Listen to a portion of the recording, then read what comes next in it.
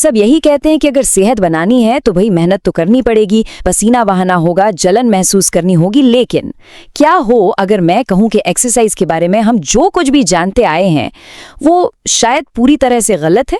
चलिए आज इसी की पड़ताल करते हैं। हम सब ने ये सुना है ना, कि जितना ज्यादा दर्द होगा उतना ही ज्यादा फायदा। ये सोच हमारे फिटनेस कल्चर में इतनी गहराई तक बस गई है कि हम इस पर कभी सवाल ही नहीं उठाते।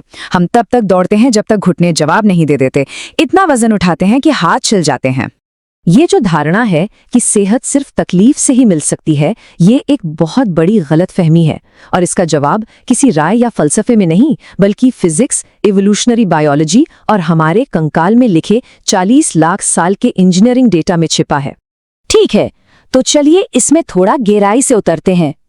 अपने शरीर को एक मशीन की तरह सोचिए, और किसी भी अच्छी मशीन की तरह। ये समझने के लिए कि वो किस लिए बनी है, उसके डिजाइन को देखना पड़ता है। और जब हम ऐसा करते हैं तो एक बात बिल्कुल साफ हो जाती है, हमारा शरीर चलने के लिए बना है। जब हम चलते हैं तो एक बहुत ही सुंदर चीज होती है। फिजिसिस्ट इसे इन्वर्टेड पेंडुलम मैकेनिज्म कहते हैं। इसमें होता ये है कि हमारा शरीर हर कदम पर एक कंट्रोल्ड तरीके से खुद को आगे की तरफ गिरने देता है और फिर अगले पैर से खुद को संभाल लेता है। ये बिल्कुल एक पेंडुलम की तरह है जो स्पीड और हाइट के बीच एनर्जी को एक्सचेंज करता रहता है, जिससे बहुत ही कम ताकत खर्च होती है। ये अविश्वसनीय है। हर एक कदम के साथ हमारा शरीर लगभग 65% मैकेनिकल एनर्जी को रिसाइकिल कर लेता है। इसका मतलब ये हुआ कि हमारी मांसपेशियों को सिर्फ 35% नई एनर्जी लगानी पड़ती है। बाकी का सारा काम तो ग्रेविटी और फिजिक्स कर देते हैं। ये एक जबरदस्त इंजीनियरिंग है। और ये डिजाइन दौड़ने से बिल्कुल अलग है। दौड़ते वक्त हम पेंडुलम की तरह नहीं, बल्कि एक स्प्रिंग की तरह उछलते हैं। ये तेज भागने के लिए तो ठीक है, लेकिन इसमें चलने के मुकाबले हर किलोमीटर में लगभग 2 गुनी एनर्जी लगती है और जोड़ों पर तो 2.5 से 3 गुना ज्यादा असर पड़ता है। मतलब चलना हाईवे पर टॉप गियर में आराम से गाड़ी चलाने जैसा है, जबकि दौड़ना पहले गियर में रेस देने जैसा है। ये ग्राफ इसे बहुत अच्छे से दिखाता है। बहुत धीरे या बहुत तेज चलने पर ज्यादा एनर्जी लगती है, लेकिन एक स्वीट स्पॉट है लगभग 1.2 से 1.4 मीटर प्रति सेकंड की रफ्तार पर, जहां एनर्जी का खर्च सबसे कम होता है। ये इंसान के शरीर की वो क्रूजिंग स्पीड है जिसके लिए इसे बनाया गया है। चलिए अब फिजिक्स से हटकर जरा इतिहास को देखते हैं, क्योंकि ये जो चलने वाली मशीन है ये रातों रात नहीं बनी। इसे बनने में लाखों साल लगे हैं। जरा इस टाइमलाइन पर नजर डालिए। हमारे शरीर का जो बेसिक डिजाइन है वो लगभग 2 लाख साल पुराना है और इसकी नींव तो 40 लाख साल पहले रखी गई थी। और इसकी तुलना में मॉडर्न जिम कल्चर वो तो बस 50 या 60 साल पुराना है। तो अब आप ही बताइए, कौन सा टाइम फ्रेम ज्यादा बेहतर बताता है कि हमारा शरीर असल में किस चीज के लिए बना है? हमारे कंकाल का लगभग हर हिस्सा चलने में आसानी के लिए ही तो बना है। रीढ़ की हड्डी का एस शेप का कर्व, चौड़ा पेल्विस, अंदर की तरफ झुकी जांग की हड्डियां और पैर का आर्च, ये सारे बदलाव एक ही मकसद के लिए हुए, लंबी दूरी तक बिना थके आराम से चलना। ठीक है, लाखों साल की कहानी तो समझ में आती है, लेकिन आज का विज्ञान और असल दुनिया के उदाहरण क्या कहते हैं? चलिए देखते हैं कि डेटा क्या बताता है। मिलिए तंजानिया के हज्जा लोगों से। वे आज भी हमारे पुरखों की तरह ही रहते हैं।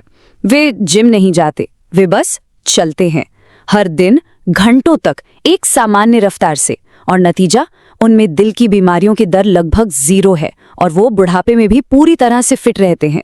और आज का डेटा भी यही कहानी कहता है। ये बड़ा एनालिसिस दिखाता है कि मौत के खतरे में बड़ी कमी बहुत ही कम कदमों से आ जाती है। दिल से जुड़ी मौतों के लिए तो फायदा सिर्फ 2300 कदमों पर ही दिखने लगता है और लगभग 6000 से 8000 कदमों के बाद और ज्यादा चलने से कोई खास अतिरिक्त फायदा नहीं होता। तो फिर ये 10,000 कदमों का जादुई आंकड़ा आया कहां से? विज्ञान से तो नहीं।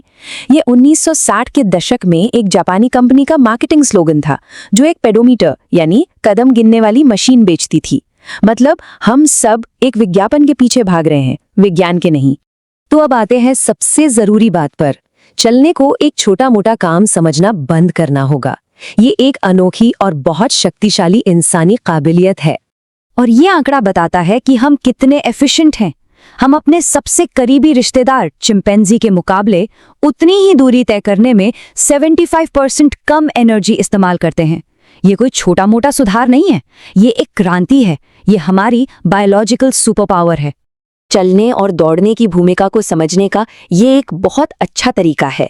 चलना घर के प्लम्बिंग सिस्टम जैसा है, ये हर दिन हर समय काम करता है, सब कुछ मेंटेन रखता है। और दौड़ना वो है स्प्रिंकलर सिस्टम, जो सिर्फ इमरजेंसी के लिए है, जब घर में आग लग जाए। हमें दोनों की जरूरत है, लेकिन एक बुनियाद है और दूसरा एक अपवाद। और इस बुनियाद को नजरअंदाज करने के नतीजे बहुत गंभीर हैं। कुछ रिसर्चर्स का तो ये भी मानना है कि फिजिकली इनएक्टिव होना, यानी बिल्कुल ना चलना फिरना, उतना ही खतरनाक हो सकता है जितना कि सिगरेट पीना। सोचिए जरा इस बारे में। हम कुर्सियों पर वार्निंग लेबल तो नहीं लगाते, पर शायद लगाना चाहिए। तो यहाँ एक आखिरी सवाल है सोचने के लिए। अगली बार जब आप चलें तो बस एक पल के लिए रुकें, अपने शरीर के उस कंट्रोल तरीके से गिरने को महसूस करें, अपने पैर के आर्च के दबने और उठने को महसूस करें, और ये महसूस करें कि कितना आसान है।